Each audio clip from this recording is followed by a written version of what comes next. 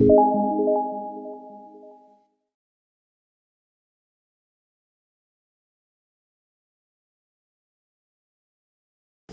दोस्तों, DElEd online class में आप सभी का बहुत बहुत स्वागत है।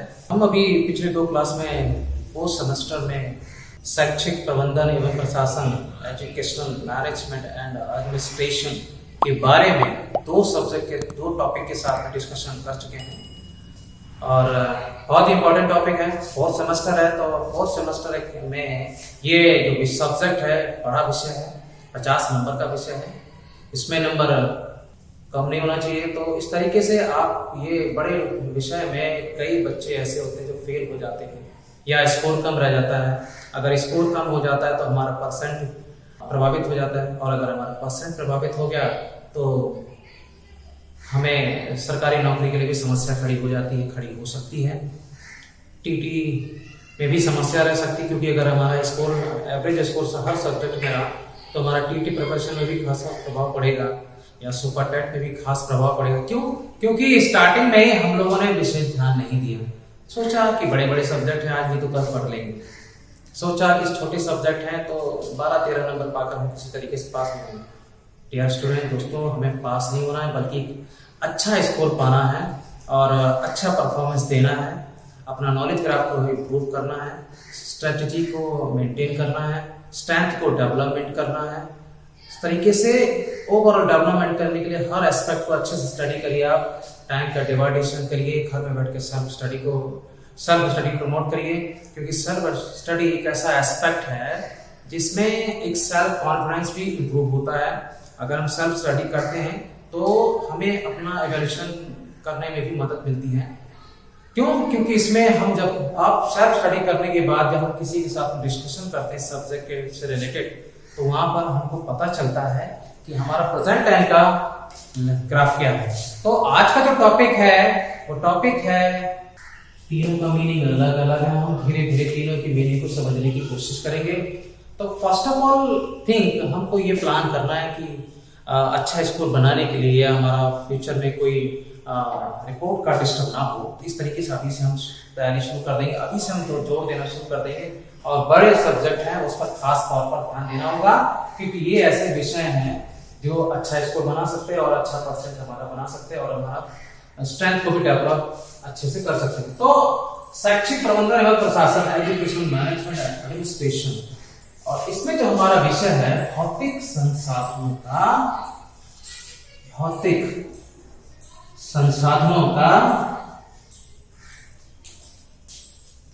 प्रबंधन, भौतिक संसाधनों का प्रबंधन।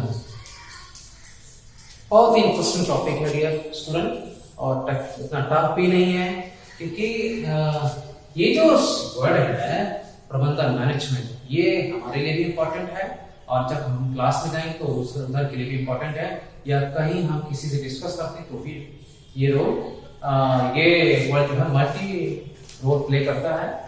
तो भौतिक संसाधनों का प्रबंधन, मैनेजमेंट ऑफ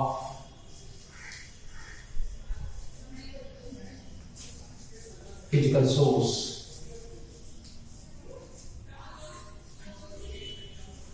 देखिए, मैनेजमेंट में भी इंपॉर्टेंट पहलू होते हैं, एस्पेक्ट होते हैं। जैसे प्रबंधन की बात हो रही है तो प्रबंधन क्षेत्र, क्योंकि हमारा जो विषय है वो है शिक्षा के क्षेत्र से जुड़ा हुआ। एजुकेशन सिस्टम को मैनेज करने के लिए, स्टूडेंट के हर एस्पेक्ट को मॉडिफाई करने के लिए हम मैनेजमेंट के थ्रू जो है उनके जितने भी एस्पेक्ट हैं उन सभी एस्पेक्ट का मैनेजमेंट करेंगे। तो उन सभी एस्पेक्ट का मैनेजमेंट करने के लिए, उन सभी पहलुओं का प्रबंधन करने के लिए संबंधित संसाधनों की व्यवस्था भी करनी होगी। तो इसी क्रम में हम लोग देख रहे हैं इसे भौतिक संसाधन प्रबंधन में। तो प्रबंधन, चूंकि हम पहले आपको बता चुके हैं, प्रबंधन में 2 संसाधन मुख्य होते हैं, एक मानवीय संसाधन, दूसरा है भौतिक संसाधन। आज हम लोग जो स्टडी कर रहे हैं, अध्ययन कर रहे हैं, वो भौतिक संसाधन। तो भौतिक संसाधनों का प्रबंधन कैसा होना चाहिए उसके बारे में हम लोग आज स्टडी करेंगे। तो लोग देखते हैं इसमें क्या क्या महत्वपूर्ण बातें हैं, उसके लिए जानने की कोशिश करेंगे। बहुत ही इंपॉर्टेंट है और बहुत ही इंटरेस्टिंग टॉपिक है मैनेजमेंट क्या है। क्योंकि बच्चों के हित को ध्यान में रखते हुए शिक्षण उद्देश्य को गतिशील कराना है, शिक्षा से संबंधित ज्ञान का आदान प्रदान कराना है, उन बच्चों से संबंधित उनकी रुचियों का अध्ययन करना है और रुचि के पहलू के आधार पर ही उनको हमको प्रोत्साहित भी करना है, उनके बौद्धिक स्तर की जांच भी करनी है, उनके ज्ञान का स्तर का आकलन भी करना है, उनके उद्देश्यों का आकलन करना है और उनको उनके लक्ष्यों तक पहुंचाने की मदद भी करनी है। तो इसके लिए प्रबंधन की व्यवस्था करनी होगी। तो टीचर की स्ट्रैटेजी यानी कि व्यू रचना पर निर्भर करता है कि उन बच्चों के हितों का संरक्षण कैसे किया जाए या हित को ध्यान में रखते हुए उनका विकास कैसे किया जाए। दूसरी तरफ बात यह है कि विद्यालय या संस्था की जो प्रगति होती है वो भौतिक संसाधनों के आधार पर ही होती है, क्योंकि भौतिक संसाधनों का अगर प्रबंधन या निर्माण मानक के अनुसार होता है या बच्चों की रुचि का विकास करने में सहायक होता है, उनके आवश्यकताओं के अनुरूप होता है, तो विद्यालय की प्रगति भौतिक संसाधनों पर पूरी तरह से निर्भर होती है। क्यों? क्योंकि बच्चों की संख्या भी बढ़ानी है, हमको स्टूडेंट स्ट्रेंथ को भी डेवलप करना है और अगर बच्चों की संख्या रहेगी अच्छी तो हमारे विद्यालय का प्रगति स्तर तेजी से बढ़ेगा। विद्यालय में साज सजावट भी करना है, विद्यालय का सुंदरीकरण भी करना है, विद्यालय का आगमन जो एंट्रेंस गेट होता है, प्रवेश द्वार होता है, उसका भी अच्छा बनाना है, वहां पर भी ऐसा प्रबंधन करना है कि बड़ा अच्छा सा नाम लिखा हो, क्योंकि हम लोग को फॉर्मेलिटीज नहीं करना है, बच्चों की संख्या को बढ़ाना है, बच्चों का नॉलेज ग्राफ को बढ़ाना है। तो बच्चों को नॉलेज ग्राफ को इम्प्रूव करने के लिए रिलेटेड सब्जेक्ट एक्सपर्ट का भी चुनाव करना है, रिलेटेड फिजिकल सोर्स का भी कंस्ट्रक्शन करनी है, निर्माण करना है। तो आज जो हमारा टॉपिक है वो है भौतिक संसाधनों का प्रबंधन। भौतिक संसाधनों का प्रबंधन।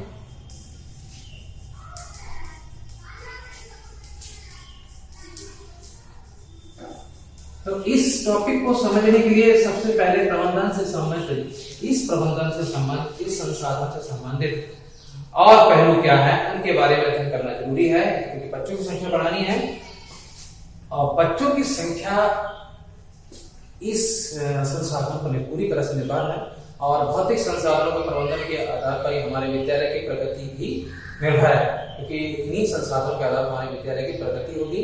जितना अच्छा विद्यालय का भौतिक प्रबंधन होगा उतनी अच्छी प्रगति देखने को भविष्य में मिलेगी।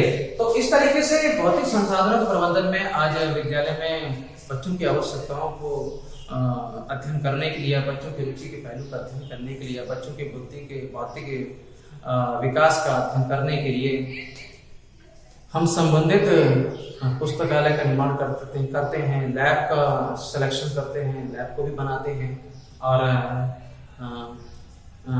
स्पोर्ट फील्ड को भी डिसाइड करते हैं कि भाई खेल का मैदान होना चाहिए, पुस्तकालय होना चाहिए, प्रयोगशाला होना चाहिए।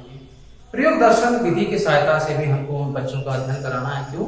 क्योंकि हम बच्चों का अध्ययन या बच्चों को ज्ञान का जो विकास कर रहे हैं, तो बच्चों को ज्ञान का हम केवल सैद्धांतिक आधार पर ही विकास नहीं कर सकते हैं या बच्चों ज्ञान को सैद्धांतिक आधार पर ही बढ़ा नहीं सकते हैं, क्योंकि आज जो है चाइल्ड सेंट्रिक एजुकेशन सिस्टम है, तो इस एजुकेशन सिस्टम के तहत हमको रटन प्रणाली का उपयोग नहीं करना है। हमें उनको रटने के लिए फोर्स नहीं करना है कि आप उसको हम जो बोल रहे हैं उसको लिखिए, याद कर लीजिए, ऐसा नहीं है। तो उसको हम उनके विकास करने के लिए अधिगम पद्धतियों का भी निर्माण करना है, लर्निंग प्लेटफॉर्म का भी कंस्ट्रक्शन करनी है। क्यों? क्योंकि हमको करके सीखने पर जोर देना है। लर्निंग बाय डूइंग एस्पेक्ट का जो मेथड है या जो बेस है उसके आधार पर बच्चों की प्रगति करनी है, बच्चों का स्तर का आकलन करना है। तो इस तरह से विद्यालय से भौतिक संसाधनों में हमने ये अध्ययन करेंगे कि भवन का निर्माण कैसा होना चाहिए, क्लासरूम का मैनेजमेंट कैसे होना चाहिए और बच्चों को मॉर्निंग की इवनिंग असेंबली तक, चूंकि हमको वहां पर ठहराव कराना है, बच्चों को मॉर्निंग की इवनिंग असेंबली तक रोकना है, तो मॉर्निंग की इवनिंग असेंबली तक फिजिकल सोर्सेस के साथ में उनको कनेक्ट करना है कि क्लासरूम में बैठना है, उसके बाद में लैब्स का भी स्टडी करना है, उसके बाद रिक्रिएशनल एक्टिविटी कराने के लिए आउटडोर गेम्स भी कंडक्ट कराना है और आउटडोर गेम तभी अच्छा कंडक्ट होगा जब उनके लिए प्लेफुल फील्ड का अरेंजमेंट कर सकें, फन एंड फ्रोलिक इंजॉयमेंट उनका करा सकें। तो फन एंड फ्रॉलिक इंजॉयमेंट कराने के लिए या रिक्रिएशनल एक्टिविटी कराने के लिए हमारे पास अगर किसी विद्यालय संस्था के पास खेल प्रांगण की उचित व्यवस्था है या स्पोर्ट फील्ड की उचित व्यवस्था है, अब खेल व्यवस्था करने के लिए 400 मीटर का ट्रैक होना चाहिए या 200 मीटर का ट्रैक होना चाहिए, जिसमें हमें बच्चों का खेल से संबंधित सभी पहलू का अध्ययन करना है। उनका क्योंकि ग्रोथ भी करना है, डेवलपमेंट भी करना है, तो ग्रोथ भी करना है। तो ग्रोथ हम जब उनको फिजिकल स्पोर्ट फील्ड से हम कनेक्ट करा देंगे तो उनका ग्रोथ भी होगा, उनका बॉडी का स्ट्रेचमेंट इम्प्रूवमेंट कराना है, रनिंग इम्प्रूवमेंट कराना है या फुटबॉल खिलाना है या वॉलीबॉल खिलाना है, तो प्ले स्पोर्ट फील्ड का भी इम्पोर्टेंट रोल है। तो भौतिक संसाधनों के प्रबंधन में हम कक्षा भवन का निर्माण कराना है और पुस्तकालय निर्माण कराना है, खेल प्रांगण का निर्माण कराना है या लैब का निर्माण कराना है, क्योंकि प्रयोगशाला दर्शन के माध्यम से बच्चों की प्रगति का स्तर हम बढ़ा सकते हैं। तो आइए इसी में हम देखेंगे विद्यालय भवन कैसा होना चाहिए, क्योंकि विद्यालय भवन को अगर दूसरी तरह में कहा जाए, पहले क्या था, प्राचीन भारतीय सभ्यता में बोला जाता था गुरुकुल, और आज वही गुरुकुल जो है कई नामों से जाने जाते हैं। पहले एक ही हुआ करता था पूरे देश में गुरुकुल, और उस सभ्यता में देखेंगे तो नालंदा विश्वविद्यालय या तक्षशिला विश्वविद्यालय, जो उसी समय विश्व के पूरा विश्व यहाँ भारत में भ्रमण करना चाहता था, भारतीय शिक्षा से प्रभावित था, तो भारतीय शिक्षा को पढ़ाना चाहते थे।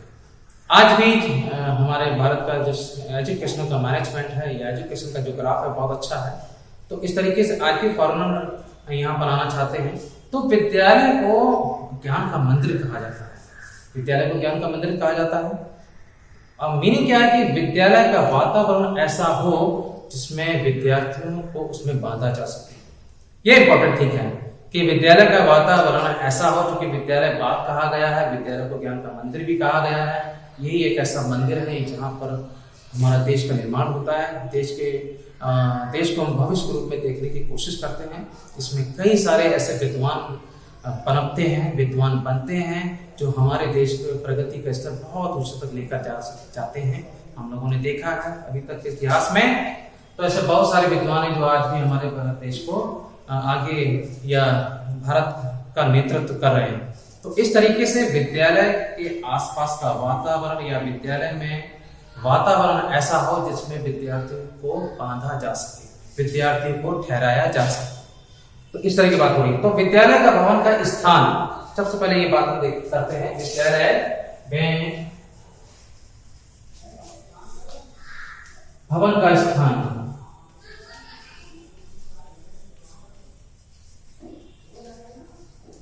यानी कि भौतिक संसाधनों का प्रबंधन कहाँ हो, कैसा हो, और ग्रामीण क्षेत्र से कितना दूर हो या ग्रामीण क्षेत्र में हो, इस बारे में जानना जरूरी है। तो गांव से नगर या गांव से बाहर हो, नगर या गांव से बाहर हो।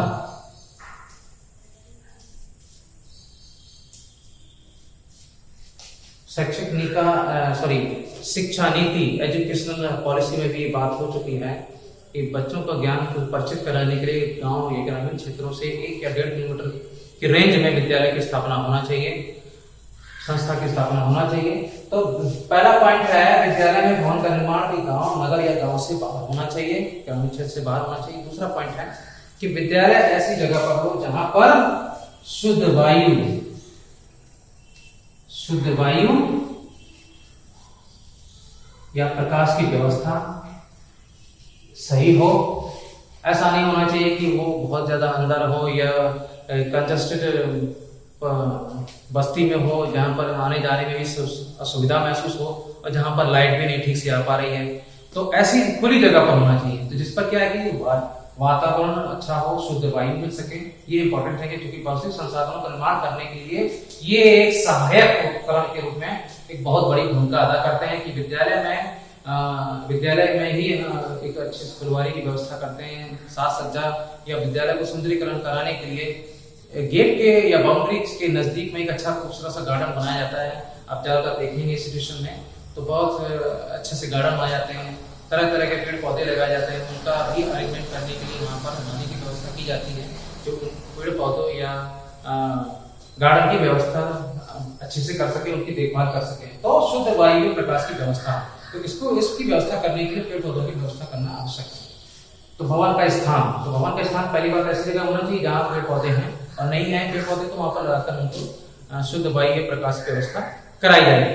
दूसरी बात क्या है?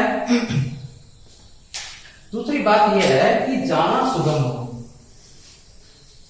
आना जाना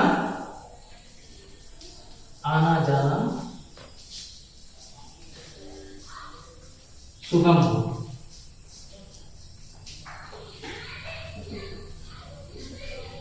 इसमें ऐसा नहीं, जो आप लोगों ने देखा होगा ज्यादातर विद्यालय, ज्यादा इंस्टीट्यूट रोड पर है, बस्ती में नहीं होते हैं, बस्ती में नहीं बनाए जाते हैं। खुली व्यवस्था के आधार पर भवन का निर्माण किया जाता है, विद्यालयों की स्थापना की जाती है।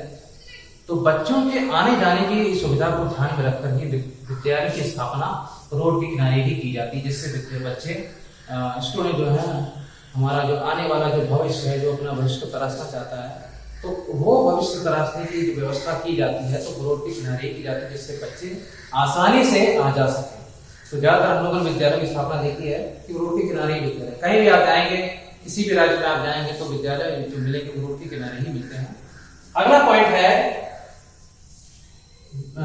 विद्यालय या भवन ऊंचे स्थान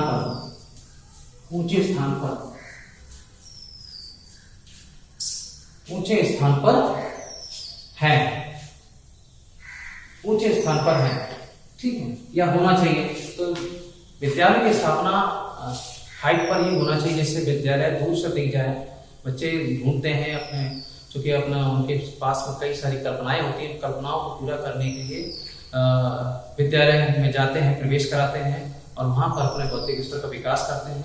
तो विद्यालय में प्रवेश कराने के लिए, विद्यालय में जाने के लिए विद्यालय दूर से नजर ऐसा आना चाहिए कि वो तभी नजर आएगा जब विद्यालय या संस्था ऊंचे स्थान पर होगा। तो इस तरीके से इसमें एक पॉइंट इंपॉर्टेंट है कि विद्यालय ऊंचे स्थान पर हो, तो विद्यालय भवन का स्थान ऊंचे स्थान पर हो। अब अगला जो पॉइंट है वो भी इंपॉर्टेंट है, जैसे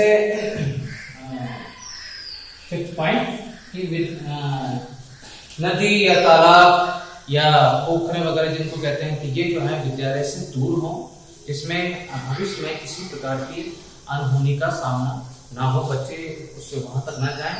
बच्चे विद्यालय पढ़ने आए तो विद्यालय तक ही सीमित रहें, उन चार दीवारी के अंदर रहें, और जो भी गतिविधियां हैं उन पर पूरी तरह से अपने आप को शामिल कराएं, अन्य जगह पर ना जाएं। आपने देखा होगा कि विद्यालय की स्थापना जो मार्केट से काफी दूर होती है, बस्ती से काफी दूर स्थापित होते हैं, और ये तालाब, ये पोखर या जो जलाशय वगैरह होते हैं, इनसे भी काफी दूरी होती है। तो इस तरीके से ये बात भी जरूरी है कि विद्यालय भवन का स्थान तालाब या नाली या जलाशय से दूर होना चाहिए। अगला पॉइंट जो है बहुत ही इंपॉर्टेंट है, क्योंकि भौतिक संसाधनों के प्रबंधन के बारे में बात हो रही है, इन सभी बातों को समझना जरूरी है। अगर प्रश्न आ जाए, क्योंकि इस विषय से, इस टॉपिक से प्रश्न आता है, ये बड़ा विषय है कि भौतिक संसाधनों का प्रबंधन से संबंधित या विद्यालय की स्थापना का विवेचना कीजिए कि विद्यालय की स्थापना कैसी हो और उसका स्वरूप कैसा होना चाहिए या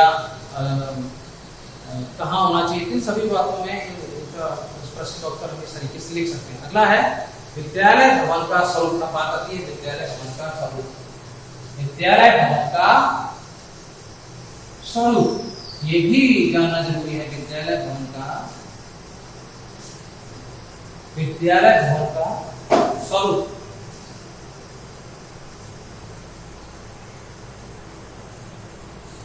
विद्यालय भवन का स्वरूप, ये भी इंपॉर्टेंट बात है। इसमें हम लोग दो तरीके से देख सकते हैं। एक तो खुली योजना के आधार पर विद्यालय की स्थापना होनी चाहिए या बंद योजना के आधार पर विद्यालय की स्थापना होना चाहिए। अब वो खुली योजना के आधार पर कैसे स्थापना होना चाहिए, यानी कि खुली योजना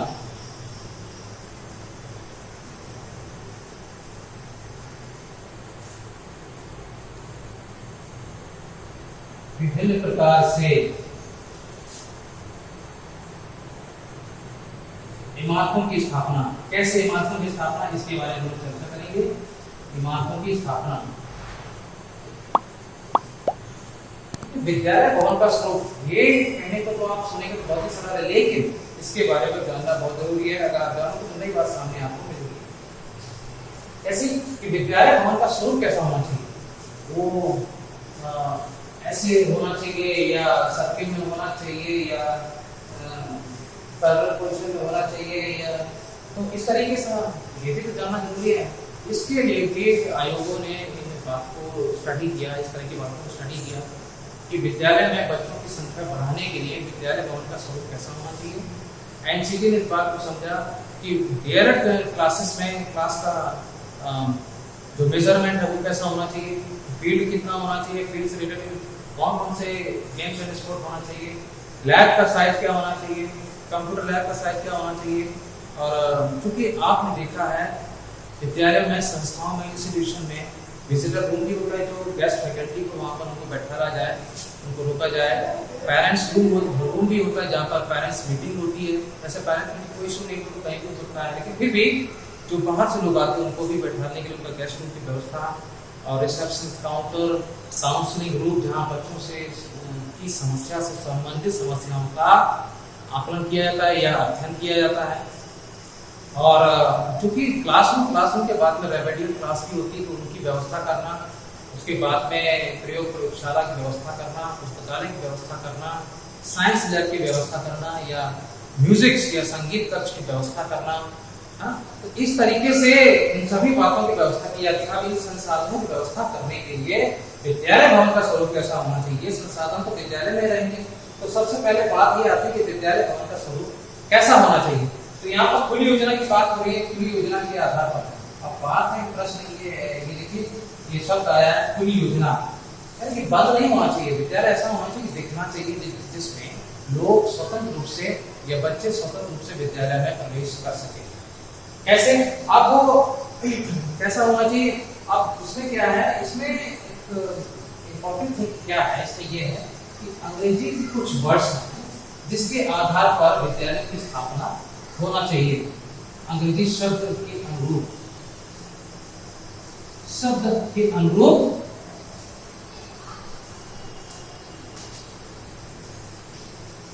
विद्यालय की स्थापना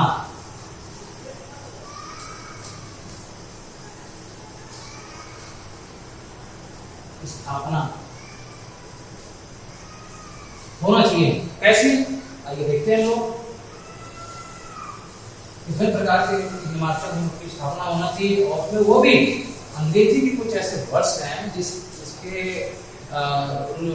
अल्फाबेट्स के अकॉर्डिंग जो है विद्यालयों के भवन का निर्माण या स्वरूप का निर्धारण किया जाता है, वो हम देखते हैं। तो इंग्लिश के शब्द, अंग्रेजी शब्द कैसे, इन्हीं शब्दों के आधार पर आप जानेंगे कि इन्हीं शब्दों के आधार पर जहाँ भी आप देखोगे इस वीक को, उस पर जब भी आप कभी इस वीक में जाएं या किसी विद्यालय में जाएं, तो उस पर देखिए कि विद्यालय का स्वरूप कैसा है, वो विद्यालय का स्वरूप अंग्रेजी कौन सा अल्फाबेट शो कर रहा है। तो देखिए इसमें क्या है कि एच, आपने देखा होगा विद्यालय का जो स्वरूप होता है या विद्यालय प्रवेश या विद्यालय जिस तरह का बना होता है, टाइप होता है, वो एच टाइप में भी बना होता है। यहाँ पर एंट्रेंस गेट होगा, यहाँ से एंट्री दिया, इसके बाद में ये यहाँ प्लेग्राउंड हो सकता है, यहाँ पर लैब का विषय हो सकता है, इसके बाद यहाँ पर भी क्लासेस हो सकती है। तो इस तरीके से एच के साइड में भी विद्यालय भवन का स्वरूप देखने को मिलेगा। और ई शेप में भी हम विद्यालय स्वरूप को देखेंगे। जैसे हम लोगों ने ई शेप में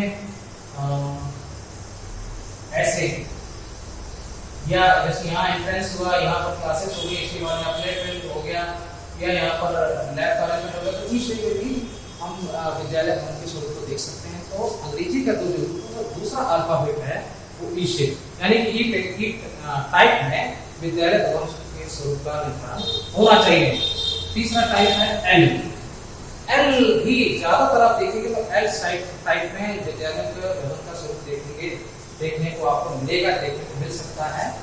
एल साइज इस तरह से, या एल उल्टा है या सीधा भी बना सकते हैं। यहाँ से प्रेस करा दी, इसके बाद यहाँ पर क्लासेस, यहाँ पर क्लासेस, यहाँ क्लासेस कर दी, यहाँ से इंट्रेंस हो गया, यहाँ पर यहाँ से भी स्टार्टिंग हो सकता है क्लासेस वगैरह, यहाँ से तो यहाँ पर हमने प्ले फील्ड का निर्धारण कर दिया कि खेल कूद प्रांगण या स्पोर्ट फील्ड का भी यहाँ पर डिजाइन कर दिया। तो इस तरीके से हम लोगों ने एल टाइप या हम लोगों को एल टाइप के विद्यालयों का स्वरूप देखने को मिल सकता है, बल्कि मिलता है।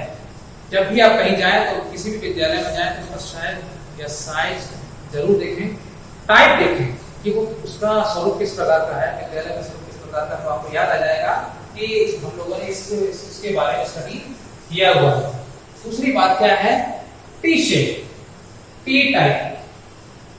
टी टाइप में भी हो सकता है, विद्यालय का स्वरूप टी टाइप में भी हो सकता है। यहाँ से इन्फ्लुएंस हो रहा है, यहाँ से बच्चा अंदर जा रहा है, और यहाँ से हो सकता है कि प्ले ग्राउंड हो, यहीं पर जहाँ मॉर्निंग असेंबली हो सकती है, जहाँ बच्चों को असेंबल करते हैं। असेंबल करने के बाद बच्चों को हम इंस्ट्रक्शन मेथड के द्वारा उनको मॉर्निंग टू इवनिंग असेंबली तक होने वाले एक्टिविटी के बारे में बताने की कोशिश करते हैं। जितनी भी एक्टिविटी जिस डेट में जो होंगी या कल या फ्यूचर में जो एक्टिविटी का प्लान किया जा रहा है, इन सभी बातों को असेंबल करके हम इस बच्चों को इस फील्ड में बताने की कोशिश करते हैं। तो टी शेप में भी विद्यालय का स्वरूप देखने को मिलता है, विद्यालय का स्वरूप बच्चे निर्धारित किया जाता है। तो यहाँ पर फील्ड हो गया और इसके बाद में यहाँ क्लासेस हो गई। इस तरीके से बिल्डिंग का स्वरूप या विद्यालय भवन का स्वरूप देखने को मिलता है।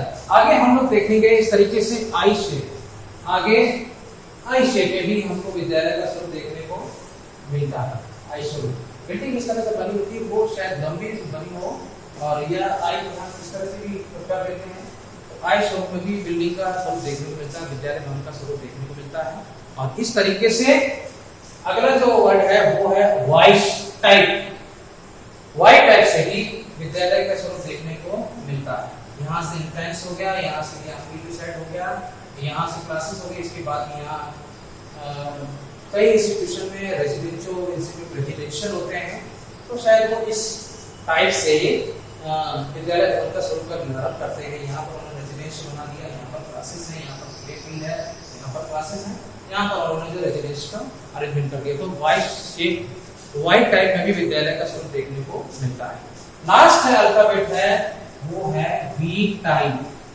वी टाइप में भी हम विद्यालय के स्वरूप को देख सकते हैं, देखते हैं। अब कई विद्यालय की स्थापना इस तरीके से होती है, यहाँ से एंट्रेंस हो गया और यहाँ से क्लासेस हो गई, और यहाँ पर प्ले फील्ड हो गया, यहीं पर बच्चों का असेंबल करने का ग्राउंड भी हो जाता है। यहाँ पर जितने भी स्पोर्ट फील्ड है यहीं पर बना देते हैं। तो विद्यालय का स्वरूप जो है या संस्था का स्वरूप जो है वी शेप में भी देखने को मिलता है। तो इस टाइप से विद्यालय भवन का स्वरूप का निर्धारण किया जाता है। ये एनसीटी या एनसीईआरटी, एमएचआरटी जो भी आयोग बने हुए हैं शिक्षा के स्तर का पढ़ाने के लिए, शिक्षा के क्षेत्र में प्रगति करने के लिए, ये ज्ञान का प्रचार प्रसार करने के लिए ये जो आयोग बने हैं वो इस सुझाव देते हैं कि इस तरह के संस्थानों पर स्वरूप निर्धारित किया जाए। अगला पॉइंट है बंद योजना। अच्छा, बंद योजना में क्या है? बंद योजना के तहत भी विद्यालय के स्वरूप का निर्धारण किया जाता है, विद्यालय भवन का स्वरूप निर्धारित किया जाता है। वो कैसा? जिसमें रेक्टेंगल शेप में कुछ क्लासेस बनाई जाती हैं, आयत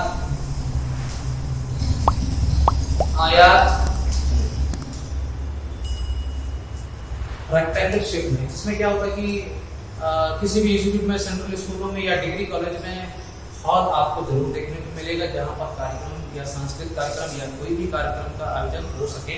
तो इसको कराने के लिए आयोग अगर सेंट्रल स्कूल है तो उसमें एनसीईआरटी सुझाव कर देता है। हम डीएलएड कर रहे हैं, अगर डीएलएड संस्थान है तो डीएलएड संस्थान पर सुझाव देता है एनसीटी या एससीईआरटी। तो ये आयोग में सुझाव देते हैं कि बच्चों को सांस्कृतिक कार्यक्रम करने के लिए जो बंद योजना का भी निर्धारित करना है, यानी बंद योजना के तहत जो आयोग से संबंधित भवन का निर्माण करना है, जहाँ एमपी हॉल होते हैं। जिसमें आप लोग देखते होंगे एमपी हॉल भी देखते होंगे, जिसको कहते हैं मल्टीपर्पज हॉल, जिसको कहते हैं बहुउद्देशीय हॉल, जिसको कहते हैं बहुउद्देशीय हॉल। इसको जो है ये हॉल ऐसा बनाया जाता है जिसमें हम बच्चों को असेंबल कर सकते हैं, क्योंकि प्राकृतिक आपदाओं से बचने के लिए अब ये हॉल का निर्धारण क्यों किया गया? क्योंकि प्रकृति अनिश्चितताओं का प्रकार है, स्वरूप है। तो प्रकृति के अनिश्चितताओं का स्वरूप ऐसा देखने को कभी भी मिल सकता है जिस पर किसी का बस नहीं है। तो प्राकृतिक आपदाओं से बचने के लिए एमपी हॉल का भी निर्धारण किया जाता है। आयत शेप में होता है, जिसमें इसको बोलते हैं मल्टीपर्पज हॉल, बहुउद्देशीय हॉल। इसमें जिसकी बच्चों की असेंबली भी कराई जाती है और असेंबल भी किया जाता है, कोई भी प्रोग्राम भी कंडक्ट कराया जाता है, सांस्कृतिक कार्यक्रम भी कराया जाता है और खेल-कूद गतिविधियों का भी आयोजन कराया जा सकता है, बल्कि होता है। क्योंकि जो बहुउद्देशीय हॉल होते हैं वो भी मानक के अनुसार ही निर्माण किए जाते हैं। तो इस तरीके से वन योजना के आधार पर ही विद्यालय भवन का स्वरूप निर्धारित किया जाता है। तो हम लोगों ने अभी देखा विद्यालय भवन का स्वरूप। तो आप उससे लेकर ध्यान में रखिए कि एमपी हॉल का मीनिंग क्या है, एमपी हॉल क्या है, कहते हैं एमपी हॉल मल्टीपर्पज हॉल, बहुउद्देशीय हॉल। इसमें हर प्रकार की गतिविधियों का आयोजन किया जा सकता है। वो जैसे आप लोगों ने देखा होगा चेस कंपटीशन हो रहा है और हॉल के अंदर ही बैडमिंटन कोर्ट का भी निर्माण कर दिया, वॉलीबॉल भी बना दिया, या चेस को भी स्टेट लेवल या राष्ट्रीय स्तर पर कंपटीशन भी ऑर्गेनाइज कराई जा सकती है। आप लोगों ने देखा होगा ओपन स्टेडियम भी है और क्लोज यानी कि बंद स्टेडियम भी है, जो पूरी तरह से बंद होते हैं, जो इसमें प्राकृतिक आपदाएं अगर आ रही हैं तो उसमें खेल गतिविधि या किसी भी प्रकार की या विद्यालय से संबंधित कोई प्रकार की जो गतिविधि आयोजन हो रहा है, किसी प्रकार का अवरोध ना हो। तो इस तरीके से बल योजना का भी निर्धारण किया जाता है विद्यालय भवन के स्वरूप को निर्धारित करने के लिए। आगे हम लोग देखेंगे विद्यालय में फर्नीचर। ये भी इंपॉर्टेंट पॉइंट है, विद्यालय में फर्नीचर कैसा होना चाहिए। विद्यालय में फर्नीचर हम तीन तरह से देखते हैं। देखिए विद्यालय पहली बात क्या है, विद्यालय में मेज होती है, कुर्सी होती है और डेस्क होता है। इन सभी का जो निर्धारण होता है, इन सभी का जो चुनाव होता है वो उस तरीके से किया जाता है कि बच्चों को हित को ध्यान रखते हुए, दूसरी बात है शिक्षक के शिक्षण उद्देश्य को गतिशील करने के लिए, सरल बनाने के लिए, आसान बनाने के लिए इन चीजों का निर्धारण किया जाता है और दोनों की आवश्यकताओं को ध्यान में रखकर डेस्क, चेयर या टेबल का निर्धारण किया जाता है। तो इस तरीके से अब आप देखिए डेस्क का प्रकार। अब चूंकि बच्चों के लिए कुर्सी और मेज है तो इनका प्रकार कैसा होना चाहिए। इनका प्रकार जो है धनात्मक भी देखने को मिलेगा। हम तीन रूपों में देख सकते हैं, धनात्मक, ऋणात्मक या शून्य। इन तीन प्रकारों से हम उनके सेटिंग प्लान का अरेंजमेंट का प्रभाव देख सकते हैं। सेटिंग प्लान का अरेंजमेंट, क्योंकि बच्चों का हमें क्या करना है, भौतिक जितने भी उनसे संबंधित पहलू हैं, विषय का अध्ययन कराने के बच्चों के समस्त पहलुओं को हम बोर्ड की तरफ जोड़कर देखेंगे तो बच्चे अच्छे से स्टडी कर सकेंगे। तो बच्चों की स्टडी कराने के लिए सबसे पहले उनकी बैठक व्यवस्था का जो व्यवस्था है वो उनकी आवश्यकता के अनुरूप होना चाहिए। बल्कि हमको बोर्ड की तरफ कंसंट्रेट कराने के लिए बच्चे बोर्ड की तरफ कैसे कंसंट्रेट कर सकते हैं, तो इस तरीके से ताकि उनको किसी प्रकार से कोई परेशानी ना हो और आसानी से बोर्ड की तरफ ध्यान केंद्रित कर सकें। तो अब यहाँ पर समझेंगे कि किस तरीके से उनका कंसंट्रेशन अच्छा मेंटेन किया जा सकता है। प्रकार धनात्मक और 3 स्वरूप हमने देखे यहाँ पर, ऋणात्मक और शून्य, 0 और 0 शून्य। तो धनात्मक कब हो सकता है, धनात्मक कब हो सकता है, जब डैश का निर्धारण या डैश का निर्माण ऐसा होना चाहिए धरातल से उसको बुक को पढ़ने में किसी प्रकार की परेशानी ना हो। कैसी परेशानी ना हो, उसमें क्या है कि पढ़ते समय जब बोर्ड की तरफ बच्चा कंसंट्रेट करता है, बोर्ड की तरफ जब देखेगा बच्चा, तो उसको उसके जो आई कांटेक्ट है बोर्ड की साइड में, तो आई कांटेक्ट ऐसा बनना चाहिए 45 डिग्री का एंगल। 45 डिग्री का एंगल, बच्चा यहाँ बैठा है चेयर में, इस तरीके से बच्चा यहाँ बैठा है चेयर में, तो जो उसका आई कांटेक्ट है वो 45 डिग्री बन रहा होना चाहिए। ये हो गया आपका बोर्ड। तो बोर्ड का निर्धारण इस तरीके से होना चाहिए धरातल से, और उसी धरातल के ग्राउंड फ्लोर से इस तरह का हाइट मेंटेन करना चाहिए जिससे बच्चे जब बोर्ड की तरफ देखें तो 45 डिग्री का एंगल बन सके, और उनके चेयर का साइज ऐसा होना चाहिए बच्चे जब देखें कि 45 डिग्री का एंगल बन सके। दूसरी बात क्या है कि डेस्क इसका जो चुनाव है या ऐसा पॉजिटिव इफेक्ट हमको ऐसा देखने को मिलेगा जब बच्चे, एक तो हमने यहाँ पर देखा पढ़ते समय जब किसी विषय का जब अध्ययन हो रहा है तो जब बोर्ड की तरफ बच्चे देख रहे हैं तो उसमें हमने देखा कि 45 डिग्री का एंगल बन रहा है, तो 45 डिग्री का एंगल बनना चाहिए, तो हमको एक धनात्मक प्रभाव देखने को मिलेगा। अगर बच्चे बैठे हैं तो चेयर में बैठे हैं और ये गैस तो पड़ी हुई है,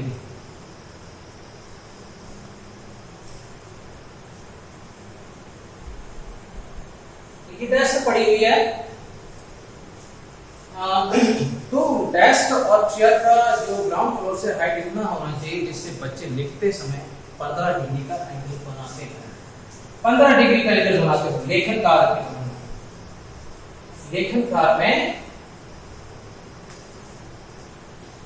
लेखन कार्य के दौरान बच्चे जब लिख रहे हो डेस्क में तो उनका 15 डिग्री का एंगल बनना चाहिए, ध्यान रहे तो डियर स्टूडेंट 15 डिग्री का एंगल बनना चाहिए। अगर 15 डिग्री का एंगल, क्योंकि बच्चे अगर बहुत ज्यादा झुक के लिख रहे हैं तो समस्या है, उनकी आंखों में परेशानी हो सकती है। बच्चों का डेस्क का हाइट बहुत ज्यादा हाइट पर है तो भी परेशानी हो सकती है, बहुत ज्यादा नीचे है तो भी परेशानी हो सकती है। बच्चों को पूरी तरह से सुविधा युक्त बनाना है, उनके हित को ध्यान रखकर उनकी बैठने की व्यवस्था ऐसी बनानी है जिससे बैठने की समय को किसी भी प्रकार की कोई परेशानी ना हो। बच्चों का जो बैक सपोर्ट है चेयर का तो वो ज्यादा पीछे का नहीं होना चाहिए या ऐसा टेढ़ा नहीं होना चाहिए जिससे बच्चों को बैठने में किसी प्रकार की परेशानी हो। तो बच्चों का जो चेयर है वो एकदम स्ट्रेट होना चाहिए जिससे उसका स्पाइनल कॉर्ड एकदम स्ट्रेट होना चाहिए।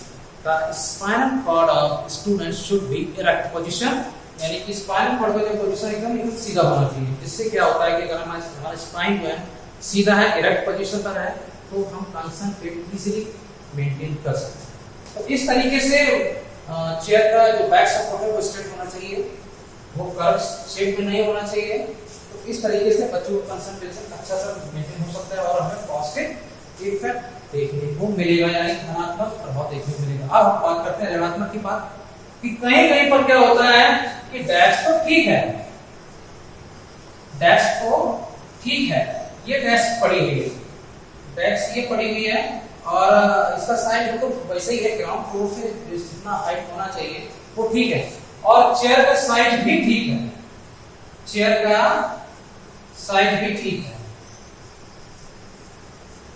ये चेयर आपकी बन गई, ये आपकी चेयर बन गई, तो इसका साइज भी ठीक है, लेकिन परेशानी क्या है कि शायद ये बैक सपोर्ट नहीं है और हमने ये चेयर ये जो है चेयर यहाँ पर लगा दी, तो इसमें अगर बैक सपोर्ट नहीं तो भी मुझे परेशानी रहेगी, बच्चों का जो स्पाइनल कॉर्ड है वो प्रभावित हो जाएगा, हो सकता है स्कॉलरशिप शीट में आ जाए, हो सकता है लॉर्डेसिस प्रॉब्लम डिफॉर्मिटी से प्रभावित हो जाए, जिसको बीमारी हो जाती है, स्पाइनल कॉर्ड टेढ़ा हो जाता है, इस शेप में हमारा जो रीढ़ की हड्डी बन जाता है, इस शेप में बन जाता है, या पेट हमारे से आगे निकल, इस तरह की परेशानी से अगर बचना है तो बैक सपोर्ट होना जरूरी है। अगर बैक सपोर्ट नहीं हुआ तो ऋणात्मक प्रभाव देखने को मिलेगा। अब शून्य की बात करते हैं, तो शून्य का प्रभाव कब देखने को मिलेगा, जहां पर डेस्क का साइज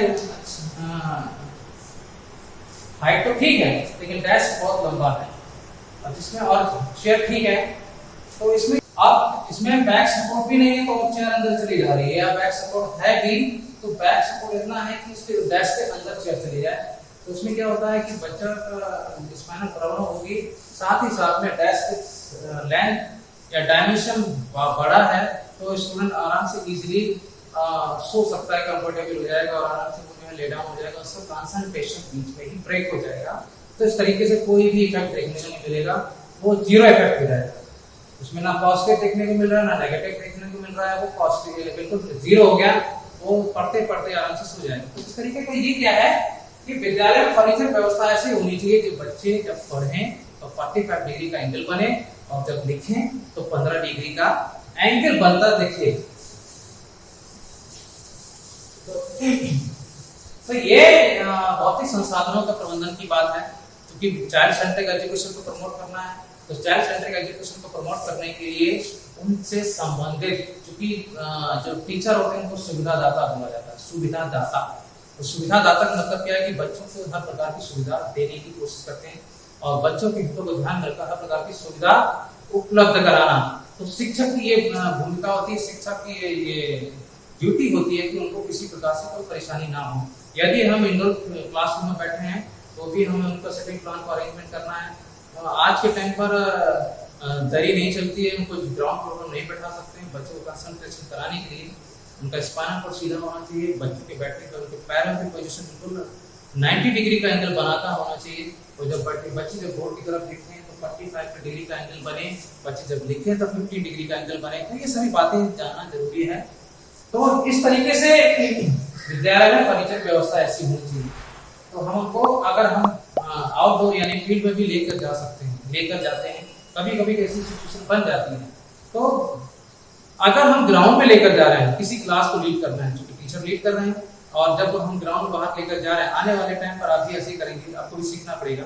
तो अगर आप ग्राउंड में जा रहे हैं तब आप क्या करोगे?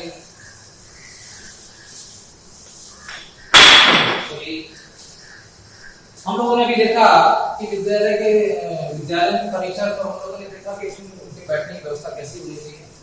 तो विद्यालय का अगर क्लासरूम में ही बात करें तो पहले क्या होता था, वर्टिकल शेप में ही बच्चों को बैठा देते थे, एक लंबा सा वो बना के बच्चों को बैठा देते थे।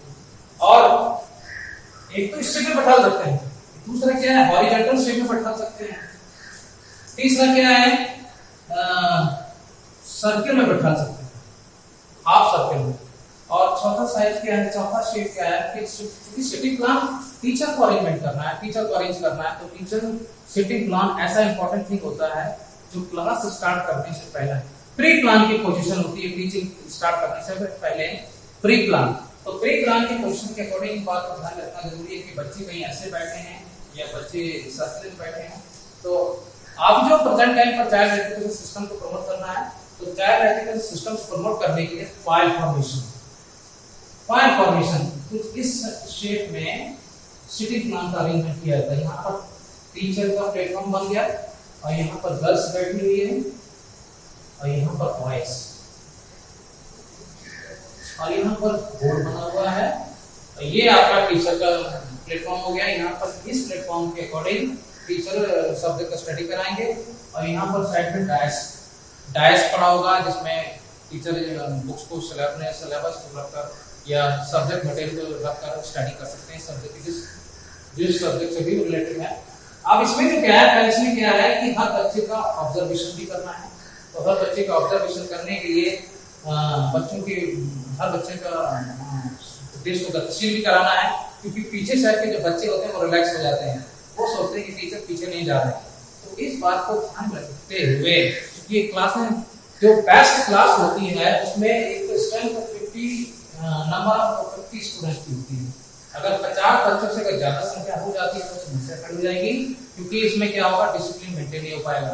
हमने आपको पहले भी लास्ट क्लास में बताया था, the most important factor of teacher, the most important quality of teacher is, ये जो बढ़िया क्वालिटी होती है, the most important quality of teacher is mastery over subject, mastery over subject, उसको मास्टरी ओवर सब्जेक्ट। अब वो कैसे होना चाहिए, एक तो गुड डिसिप्लिन मेंटेन। टीचर क्या है कि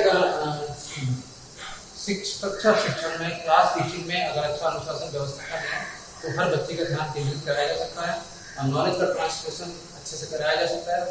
बच्चे और टीचर के बीच में एक अच्छा इंटरेक्शन देखा जा सकता है, जिसको कहते हैं गुड टीचिंग। और गुड टीचिंग कभी होगा जब एक अच्छा मैच्योर कम्युनिकेशन होगा, क्योंकि अगर डिसिप्लिन मेंटेन है तो एक मैच्योर कम्युनिकेशन भी देखने को मिलेगा। मैच्योर कम्युनिकेशन का मतलब क्या है, इंटरेक्शन प्रॉपरली वे में हो गया, टीचर ने क्वेश्चन पुट अप किया और स्टूडेंट ने फीडबैक के जरिए आंसर अप्लाई किया। तो ये जो प्रोसेस अगर चलता है तो जहाँ वहीं चलेगा जहाँ पर डिसिप्लिन मेंटेन होगा, और नॉलेज का ट्रांसमिशन ऊपर हो रहा है, बराबर अच्छा हो रहा है, इंटरेक्शन हो रहा है, हर बच्चा इंटरेक्ट हो रहा है, और उस पोजीशन में क्या है कि एक गुड एक मैच्योर कम्युनिकेशन को देखने को मिलेगा। और मैच्योर कम्युनिकेशन जिस क्लास में हो जाए तो जिसको कहते हैं गुड टीचिंग।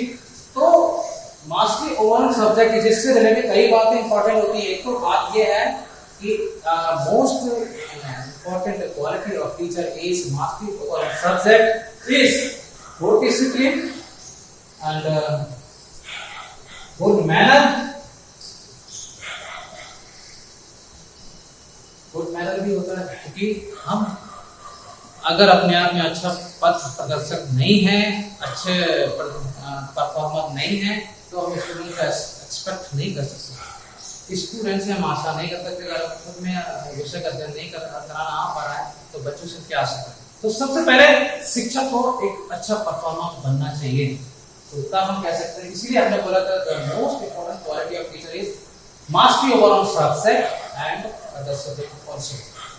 ठीक, तो इस तरीके से हम लोगों ने देखा कि ये इंपॉर्टेंट बात हम लोगों ने जानी कि लाइक अच्छी क्लास हो सकती है जहाँ पर अच्छा डिसिप्लिन होगा, नेचुरल कम्युनिकेशन होगा, जहाँ पर एक अच्छा मैनर देखने को मिलेगा। और ये तभी पॉसिबल है जब नंबर ऑफ स्टूडेंट 50 होगी। इससे अगर एक्सेस हो जाता है तो बहुत सारी प्रॉब्लम हो जाएगी, क्योंकि वहाँ पर सीटिंग प्लान अरेंजमेंट करने में बहुत सारी प्रॉब्लम को फेस करना पड़ सकता है। ठीक है, तो ये हम लोगों ने जाना कि बैठने की व्यवस्था में ऐसी होनी चाहिए, फायर फॉर्मेशन होना चाहिए। तो इस तरीके से विद्यालय में फर्नीचर की जो व्यवस्था है उसको हम लोगों ने स्टडी किया कि पॉजिटिव और इफेक्ट नेगेटिव और जीरो, इन तीन इस तरह का इफेक्ट देखने को मिलेगा। तो इस तरीके से हमको पॉजिटिव वे में लेकर जाना स्टूडेंट को, जिससे हम हमारा उद्देश्य पूरा हो सके और एक अच्छा क्लासरूम टीचिंग देखने को मिले। और अच्छा क्लासरूम टीचिंग तभी होगा जब हर बच्चा शिक्षक के साथ साथ में, उस विषय के साथ साथ में विचार विमर्श कराने के साथ साथ में इंटरेक्शन मेथड के थ्रू या क्वेश्चन, हर क्वेश्चन का बराबर से आंसर अप्लाई कर सकता है। तो इसको कहते हैं mature communication and good teaching. जो फाइनल कंक्लूजन निकल के आएगा उसको कहेंगे गुड टीचिंग। तो डियर स्टूडेंट, ये था टॉपिक हमारा भौतिक संसाधनों का प्रबंधन। दूसरी बात ये है, एक और बात है शैक्षिक उपकरण, एक पॉइंट और रह जा रहा है, इसके बारे में हम निकल लेते हैं।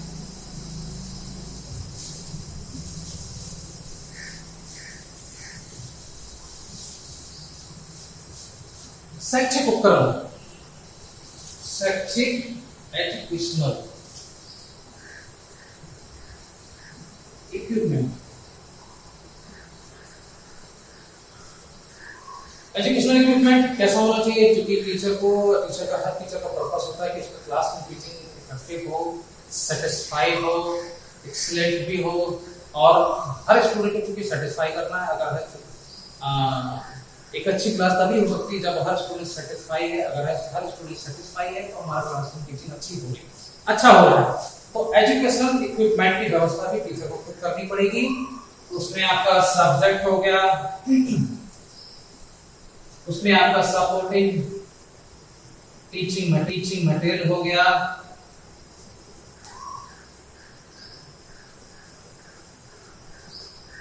उसमें आपको टीचिंग टूल्स की व्यवस्था भी खुद करनी है। सिटिंग प्लान के बारे में भी खुद करना है। तो एक तो आपका सब्जेक्ट डिसाइड करना हो कि सब्जेक्ट का डिस्कशन आपको करना है। सपोर्टिंग टीचिंग मटेरियल की आपको व्यवस्था करनी है कि उससे सहायक सामग्री व्यवस्था आपको खुद करनी होगी, क्योंकि आपका उद्देश्य शिक्षण का आसान हो, आसान बनाया जा सके। क्योंकि हमारा जो पर्पस है simple to complex basic teaching को इंप्लीमेंट करना। Simple to complex base method के द्वारा हम अपनी क्लास का इंप्लीमेंट करेंगे, स्टार्ट करेंगे सिंपल टू कॉम्प्लेक्स बेस। तो इस बेस को प्रमोट करने के लिए आप क्या करोगे, सब चीजों को पहले से व्यवस्था करके रखोगे। आप सपोर्टिव टीचिंग मटेरियल की आपको व्यवस्था करनी पड़ेगी। हर टीचर को व्यवस्था खुद करनी पड़ती है किसी भी सब्जेक्ट डिसाइड करने के लिए, स्टडी करने के लिए सपोर्टिव टीचिंग मटेरियल का करना पड़ेगा। दूसरी की टीचिंग टूल्स का भी अरेंजमेंट करना पड़ेगा। बोर्ड होना चाहिए, डस्टर होना चाहिए, चॉक होना चाहिए, मार्कर होना चाहिए। तो ये सारी चीजों का अरेंजमेंट करना पड़ेगा। दूसरी बात क्या है कि आपको मैप का अरेंजमेंट, जैसे हम लोग किसी सब्जेक्ट का स्टडी कर रहे हैं तो हमको मैप का अरेंजमेंट करना है, चार्ट का अरेंजमेंट करना है ना। अब किसी सब्जेक्ट स्टडी करने के लिए रिलेटेड उससे जितने भी इक्विपमेंट है, टूल्स हैं, उसका अरेंजमेंट करना, जो भी मटेरियल है उसका अरेंजमेंट करना है। क्योंकि हमारे पास एक ही मेथड नहीं है, होना चाहिए। हम हर टीचर जो या कोई भी टीचर यूं कह सकते हैं कि हम जो है जब किसी सब्जेक्ट स्टडी कर रहे हैं डिस्कशन कर रहे हैं, तो हमारे पास एक मेथड नहीं होना चाहिए, एक एग्जाम्पल नहीं होना चाहिए, बल्कि एक क्वेश्चन से रिलेटेड 10 एग्जाम्पल अगर हमारे पास होंगे तो हम आसानी से अपनी क्लास को अच्छा इम्प्लीमेंट कर सकते हैं, अच्छा बना सकते हैं, जिससे हर स्टूडेंट सेटिस्फाई हो जाएगा। अगर हम किसी क्वेश्चन का साथ में 10 एग्जाम्पल के साथ में अगर स्टडी करते हैं तो स्टूडेंट को कोई ना कोई एग्जाम्पल जरूर टच कर जाएगा, वो कंफर्ट फील करेगा कि हमको इस क्वेश्चन का आंसर मिल गया। तो जब उसको क्वेश्चन का आंसर मिल जाएगा तो उसका अटेंशन भी प्रॉपर वे में मेंटेन हो जाएगा, प्रॉपर वे से चलेगा। तो इस तरीके से शैक्षिक उपकरण में मैप हो गया, चार्ट हो गया और मॉडल चार्ट हो गया या ग्राफ हो गया, इस तरीके से हम स्टूडेंट के जितनी भी एस्पेक्ट है उसकी आसानी से स्टडी कर सकते हैं, बल्कि करते हैं। क्योंकि अब आप देखोगे तो शैक्षिक उपकरण में आपका स्टूडेंट का स्टूडेंट डायरी भी आती है, उनका हेल्थ रिकॉर्ड भी बनाना है, उनका फिटनेस चार्ट भी बनाना है, क्योंकि खेलो इंडिया चल रहा है तो उनका फिटनेस चार्ट भी बनाना है, उनका फिटनेस ग्राफ भी सेट करना है, उनका बीएमआई यानी बॉडी मास इंडेक्स मेंटेन करना है। तो इस सारी चीजों का जो लेखा जोखा है, उनका परफॉर्मेंस ग्राफ भी चेक करना है, उनकी जितनी भी एक्टिविटी हो इनका भी कैलकुलेशन करनी है, उनका जो कॉग्निटिव स्टडी उसका भी कैलकुलेशन करना है। तो इन सभी चीजों को हम रिपोर्ट कार्ड में प्रेजेंट करते हैं, परसेंट देते हैं या मार्क देते हैं या फ्यूचर के बारे में जो भी सजेशन देना होता है हम उस रिपोर्ट कार्ड में ही मेंशन करते हैं। तो डियर स्टूडेंट, दोस्तों आज के ये टॉपिक में इतना ही काफी है। हम आशा करते हैं कि आप मेरी बातें जितनी आज हम लोगों ने जिस विषय टॉपिक के साथ विचार विमर्श किया है ये संतोषजनक हुआ, आप सेटिस्फाई हुए होंगे कि भौतिक संसाधनों का प्रबंधन हमको किस तरीके से करना चाहिए, भौतिक संसाधनों का प्रबंधन से संबंधित आवश्यक बातें कौन कौन सी हैं जिसके बारे में हम लोगों ने आज समझा। तो आप लोग आज दोबारा समझना स्टडी करना, और जो भी डाउट हो उसको कमेंट बॉक्स में या कोई भी क्वेश्चन अगर आपके मन में आ रहा हो कमेंट बॉक्स में मेंशन कर सकते हैं।